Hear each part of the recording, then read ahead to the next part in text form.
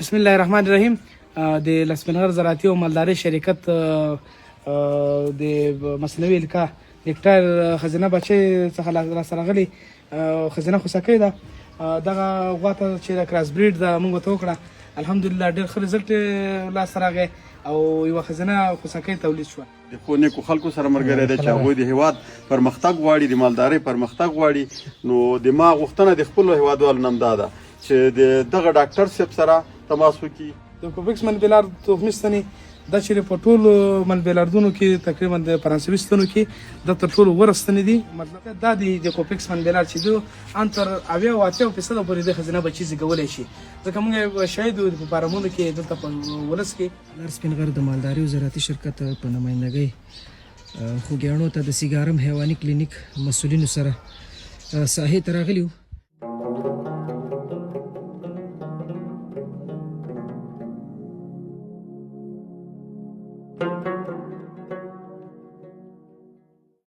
اعوذ بالله من الشیطان الرجیم. بسم الله الرحمن الرحیم.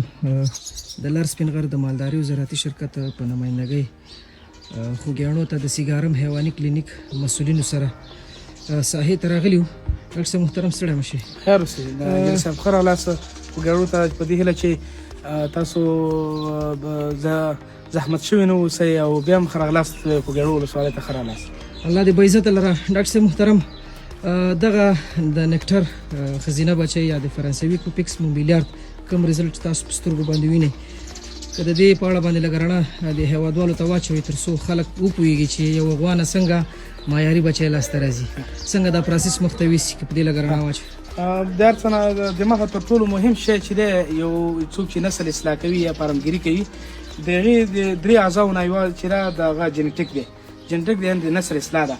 مهمه خبر دا د هغه نسلونه باید استعمال شي چې معیاري هغه خواص ولري، په نړۍ کې معیاري اندازې ولري او هغه ستنو څخه باید استفاده وشي چې دوی په نړۍ کې یو خاص نوم لري او معیاري اندازې ولري. لکه مطلب دا اوس موږ ته دغه نکټر خوسکۍ خزینه بچي موږ ته لاسته راغلې ده. یو خو د دې خصوصیت دا دی د کوپکس منبلار چې دو انتر 80 او 80% پورې د خزینه بچي زیږولی شي، ځکه موږ شاهد یو په فارمونو کې دلته په ولس کې. او مهمه خبره دا ده چې څوک پرمرداران خپل نسل اصلاح کوي د غوره باکیفیتو نسلونو څخه استفاده وکړي او دې ته ونه ګوري چې د دې هغه څومره دی، مطلب کم ارزښتي څونه ده، قیمت به حکمت نه وي. دغه ستنې چې دی د نورو ستنو په نسبت چې دی لږ د اهمیت وړ دي او برجسته بچي زیږوي، آینده کې فارمردار ته ډېر اقتصادي ګټې رسوي. او عموما تاسو شاهدان هستئ چې په دې هغه کې کوم هغه چې خصوصیت چې په خپل د نکټر کوپکس منبلار کې تاسو وینئ دا په نورو بچیو کې نه ترسره کېږي. مطلب که چېرې تاسو یو نسل غوره نسل غواړئ چې ترلاسه کړئ او د تاسو د فارم پرمختګ وکړي، خو تاسو کوشش وکړئ چې د کوپکس منبلار کومې نه چې هغه چې د تخمي ستنې چې د دې څخه استفاده وکړئ. د کوپکس منبلار تخمي ستنې دا چې په ټولو منبلاردونو کې تقریبا د فرانسوي ستنو کې دا تر ټولو غوره ستنې دي. مطلب بچي برجسته بچي راځي، اکثریت د خزینه بچیو فیصدي پکې ډېره لوړه ده.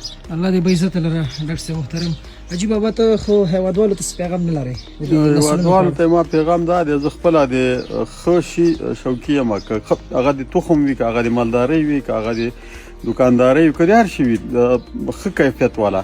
اوس دلته ما یوه غوا اخیستې ده چې ټولو خلکو راته وي چې تا دا غوا ډېره قیمت اخیستې. بیا ډاکټر صاحب محترم د ما انډیوال دی، ما د زمانو صنفیم دی او ډېر شریف سړی دی. نو ده راته ویلې چې اوس هم 50,000 روپۍ ګټه واله.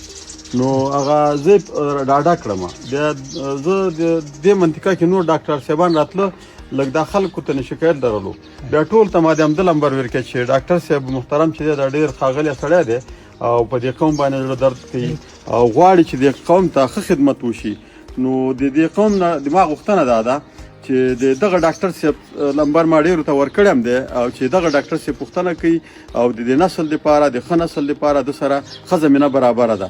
د ښو شرکتونو والا سره د ښو نیکو خلکو سره ملګری دی چې هغوی د هیواد پرمختګ غواړي، د مالدارۍ پرمختګ غواړي.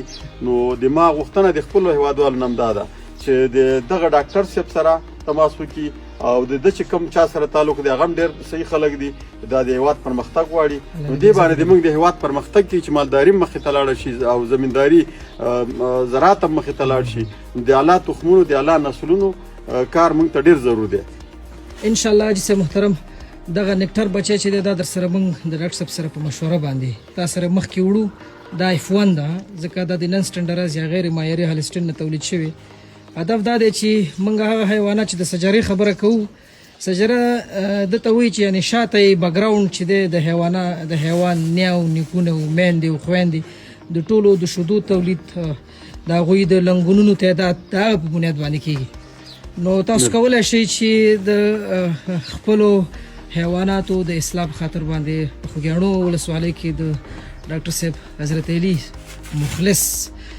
سره اړیکه ونیسئ او د په مشوره یا په هماهنګۍ باندې خپل ځان ته یو ښه محصول یو ښه برانډ لاسته راوړئ الله پاک دې صاحب تاسو ته عمر کې برکت واچوي ان شاء الله موږ هم په خدمت کې او بالکل ان شاء الله دا کار موږ کړی دی او په خوشاله ډاکټر صاحب موږ دوست دی او ښه خدمتګار او ښه مخلص خدمتګار دی الله دې تاسو ته خیر درکړي تر راغلی خوږیاڼو ته او په خوږیاڼو کې درغچ کلي ته راغلی او تاسو په خپلو سترګو د خدمت ولیدل خیر ډېره مننه جدا